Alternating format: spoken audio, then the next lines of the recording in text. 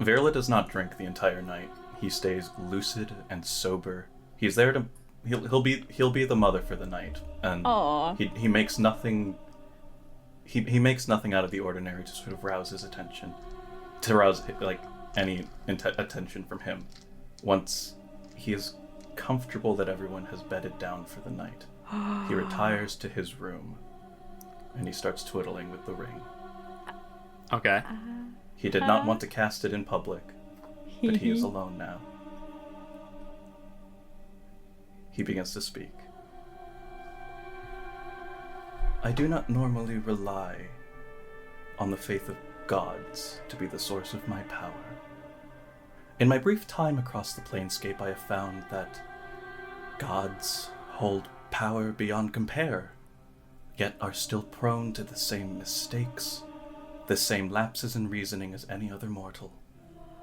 And that combination makes them dangerous. I have read of the destruction they've wrought. I have seen them regard their worshippers as no better than parasites, and I have concluded that in a seascape of gods and monsters, who can tell the difference between one or the other? So, in my opinion, gods are to be avoided at all cost. Yet I will allow myself this one exception, because I know you are watching. Because you called me curious. You called the power I and my ship possess curious.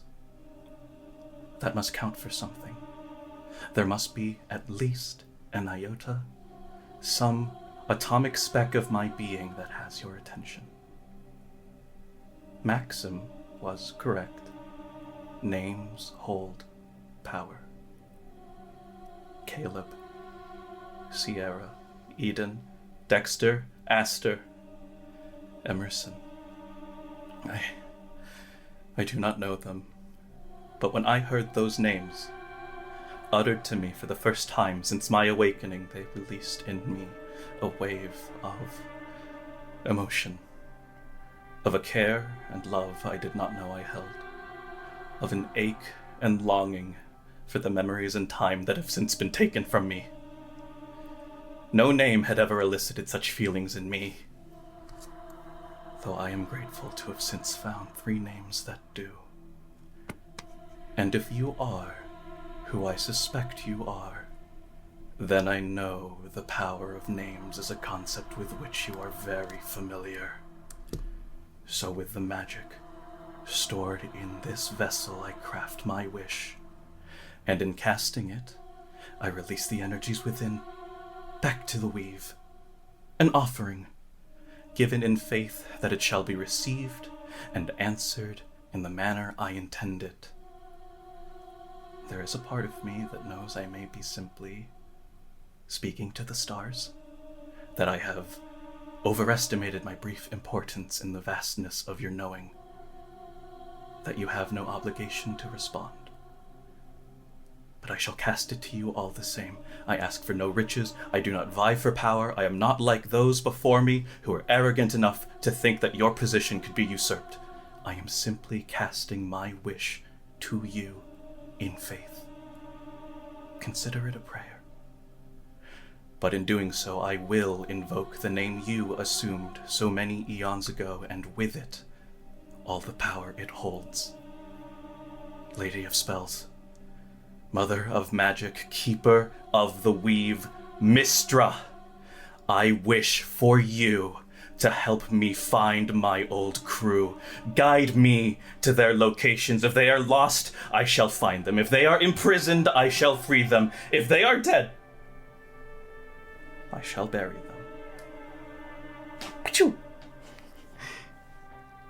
Oh, I don't need the wish. It's fine. I don't have a 3-page monologue written about it.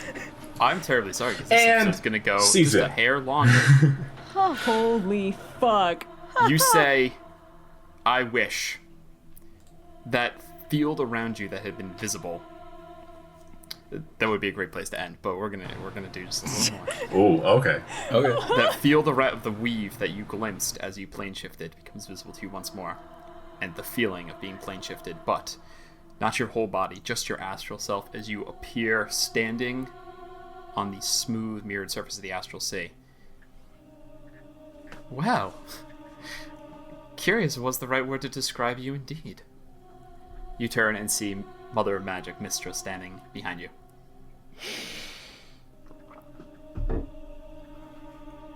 Hello. Curious. Hello. You said I am that Dirla. you wouldn't be arrogant enough to assume my power, and yet still call upon me. Use a wish to bind me. That is bold. But I am a stickler for rules. They have their purposes. Tell me again what you wish, and we will see it done. I did not want my wish to be manipulated. I do not know who ultimately commands and answers those. It could be you, it could be any number of gods. But I recognize your power. I respect the responsibility you assumed. I do not wish to overstep, but I would do anything to find my crew. Save for sacrificing the one I have.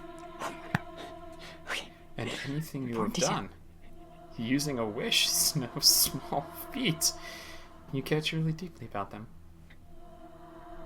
This is the power their names have on me. Very well. Since I am bound to aid you in your quest to find them, maybe we should begin.